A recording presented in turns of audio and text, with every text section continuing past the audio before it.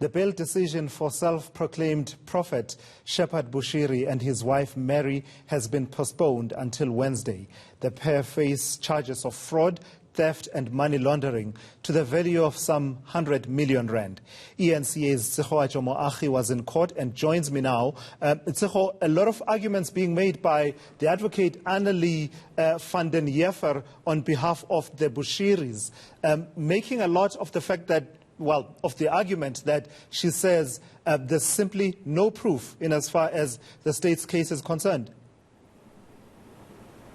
Absolutely, Tulas. Good morning to you. So we heard from Advocate Annelie van der Heever. As you mentioned, she is, of course, the defense advocate for the Bushiri couple together with Landu and Tlokwane.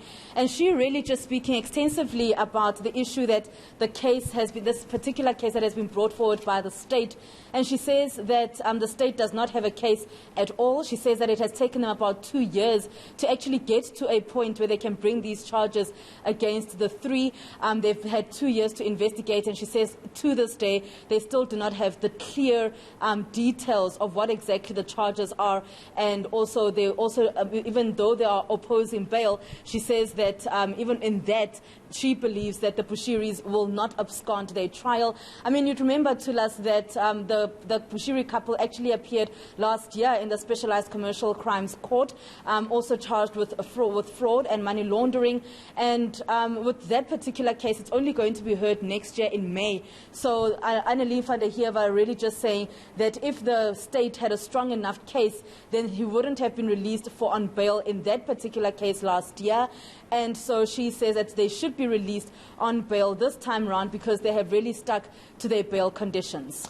And the strength of the state's case is arguably, one of the factors that, gets brought up, but it's not really the focus until we reach the point of the trial. The question that has been asked is whether or not the Bushiris and their co-accused have incentive to return and face trial if they are released on bail.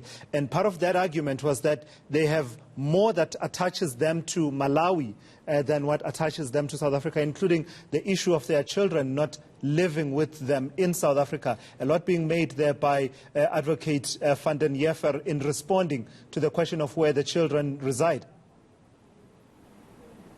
Absolutely, and this has been quite a confusing issue since they actually started this particular bail application, with the state saying that the children with Annelie van der Heever, rather, Advocate Annelie van der Heever, she said when they started this particular bail application that in the affidavits, Mary Bushiri and Shepherd Bushiri both saying that they've got a good family set up in their Johannesburg home. However, we then heard that today clearly that these children actually live in Malawi since 2018, but however, when Mary was arrested about 2 weeks ago, when she was arrested, the children were at the home. So they do visit South Africa now and then. And the state really saying to us that although that could possibly be the case, there's also the alleged issue that they have actually moved vehicles to Malawi, that they've started building a home in Malawi. And the state really saying that we cannot rely on just on the accused saying that they will not abscond their trial, when even though their documents have been handed over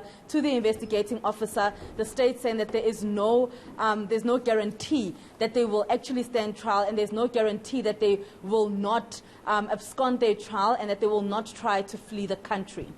All right, lastly then, Tseho, let's pull at this thread around the travel arrangements of the Bushiris. A lot was made by the state in as far as the question of the ease with which the Bushiris come and go in South Africa. The defense responding to that today.